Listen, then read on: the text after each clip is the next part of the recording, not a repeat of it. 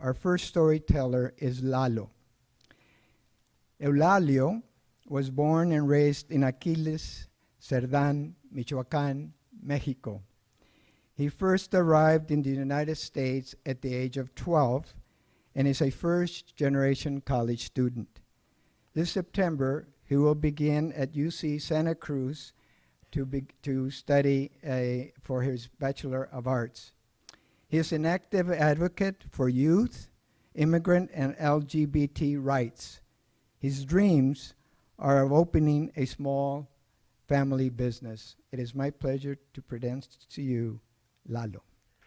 I was born in Aquiles, Cerdán, Michoacan, Mexico. I'm the youngest of 4 siblings. I'm the baby. I was raised in a house in which our walls were made out of adobe.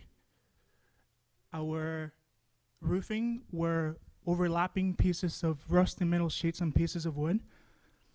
But I was lucky because we had pavement as flooring when most of the houses around us only had dirt. I also come from a family of farm workers.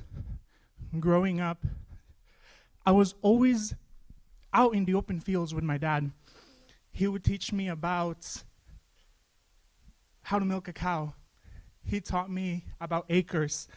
He taught me how to pull weeds straight from the dirt, root out, so they wouldn't hurt our crops. That changed very soon. When I was 6, my dad decided to come to the United States. A couple years later, when I was 8, both of my sisters and my brother decided to start their own lives. So I was alone. I was left with my mom back in Mexico. Around that time, my mom wanted to pull me out of elementary school because we didn't have much money. She said, "You have to come and work with me." And education isn't a right, it's a privilege where I come from, and I wasn't guaranteed that. Luckily, my professor at the time, Professor Martin, convinced her to keep me in elementary school. So she did. I graduated, and the day that I graduated, I was so happy, but I was also sad. I remember during graduation, I got to read a poem, and I was reading this crumbled piece of paper, but I was so nervous, and I was shaking, and I was sweating. After I graduated, I went up to my mom, and I said, "Okay, well, what's next?" She said, "That's it." I was really sad, and I cried for about 2 weeks. I cried, and I begged her to please enroll me in middle school. Eventually, with the assistance of Professor Martin, once again, she decided to enroll me in middle school with one condition. She said, "You are going to be working in the fields with me so you can help pay for your lunches and your uniforms because I can't do it alone." So I agreed. Every morning, every Saturday and Sunday morning, really early, she would pull down my blankets. She would shake me and she would say, "Eulalio, get up, we have to go to work, you have to get ready." I would stand up and start getting ready. Put on my pants, put on my shoes, and as I was doing this, she was out in the kitchen cutting open pieces of bread and stuffing them with beans and cheese. That was going to be our lunch for that day. I would walk up to the kitchen, meet my mom, and then we would leave our house. We were about to walk to the contractor's house, the person who had hired us to work in their fields that day. As we walked, I remember it was so dark, I could still see the stars up in the sky. I could hear the dogs barking out in the horizon, and I could smell lilies as I walked, pulling down from my mom's pants. We would arrive at the contractor's house, hop in the back of a truck, and drive about 30 minutes to the fields where we would work. We would arrive as the sun was barely coming out of the hills. The fields smell musky as they had just been watered the day before. The first thing that my mom would tell me when we would arrive, she would say, "Take off your shoes, take off your shoes." So I would. It was because it was the only pair of shoes that I owned. And that's how we would work the strawberry fields. After that, we would get ready for work. So I would take off my socks,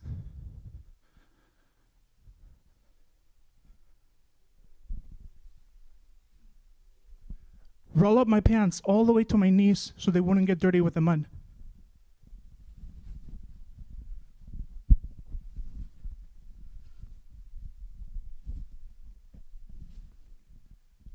Then we would grab a wooden box, which we called a burro.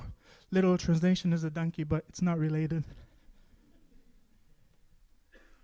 This was similar to a burro. This is where we would collect the strawberries.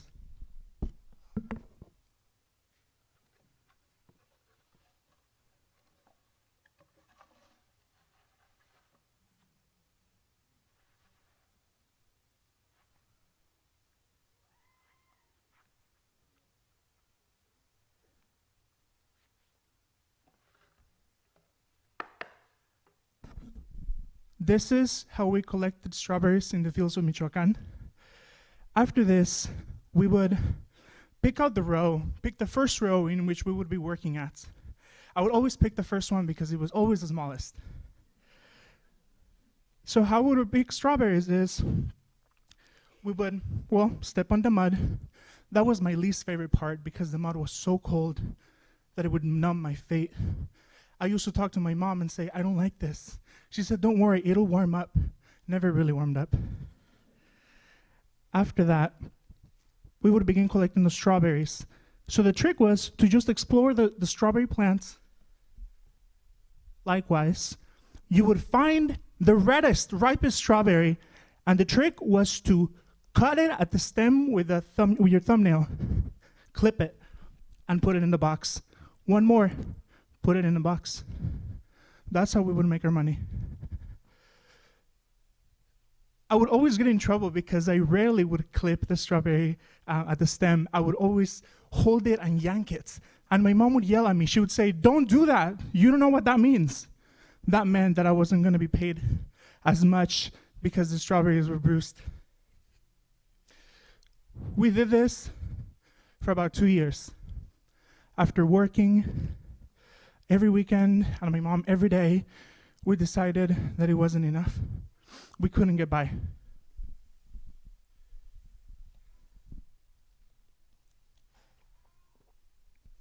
We packed our stuff inside a backpack, said goodbye to my friends and my family, and we drove straight to Tijuana, where we would cross the border. I was 12 years old. How we crossed the border, it was inside the trunk of a car. There was 5 of us. We were arranged by size. I was the smallest one back then. We were told to get in one by one, stacked perfectly like pieces of wood. I got in last, and the coyote said to me, she said to us, she gave us very specific instructions. She said, no one say anything. You all be quiet. If anyone talks, we'll get caught. Wait for me to open the door again. Do you all understand? We all nodded. She locked the door. Bam. We drove for about 30 minutes. It got hot really quickly. I could feel my mom's sweat in the back of my neck. It smells like oil. And we could hear I could sense the car moving. After about 30 minutes, the car stopped. They opened up the trunk, and I had never been happier to see the sun again. After that, we settled with my family in Napa. I was undocumented, I was 12. They enrolled me in middle school. I graduated middle school and started high school at the age of 14. This was in 2004. I was doing everything right. I was learning English, I was going to school. But when I was 17, I decided that I would get a job. So because my employment options were limited, I decided to get a job at the McDonald's, which was right in front of my house. So I did. Then I graduated high school a year after that. And my mom said to me, that's it. You're done. I've done all my responsibilities. Whatever you want to do from here forward, it's all on you. I decided to enroll at Napa Valley Community College, and I would pay for my books and my fees through the money that I would earn from McDonald's. Working day in and day out, However, I was very afraid. I was always afraid of deportation. So I had been following comprehensive immigration reform, and I had been following the DREAM Act. In 2010, when the DREAM Act came up to a vote, this was the closest we've been, I decided to cut class that day. I cut class and I went straight to the library. I wanted to see the senators vote in vote in live as the votes would come. I was sitting in the computer lab right in front of this laptop. The room was full of people. The votes were coming in. Yes, no, no, no, yes. And in the end, we were 5 votes short. We were 5 votes short from the DREAM Act. The phone calls, the emails, the letters, they had been pointless. It felt pointless at that moment.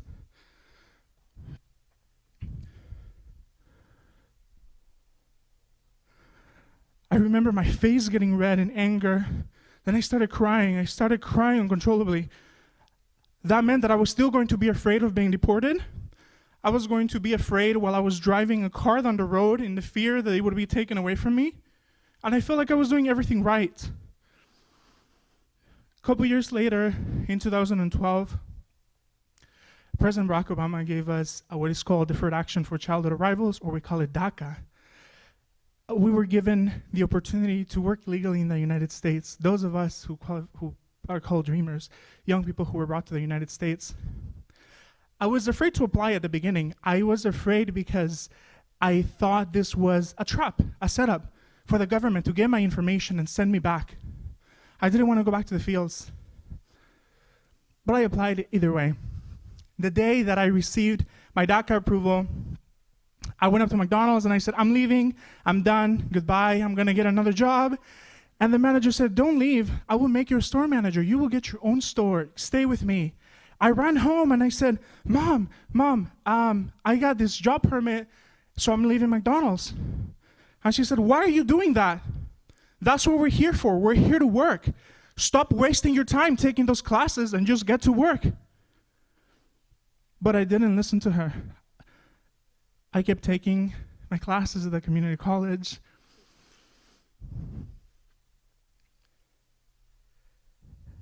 That was about 8 years ago. Now I am getting ready to transfer to UC Santa Cruz, the first person from my entire family. When I received my acceptance letter to UC Santa Cruz, I was so happy. I opened it and I said, the first person I called was my mom, and I called her and I said, Mom, I'm accepted. I'm going in. They accepted me. And there was a pause. And for the first time in so many years, my mom said to me, if there's anything I can do to help you, please call me. It has been a growth process for both of us, for myself, but especially for my mom.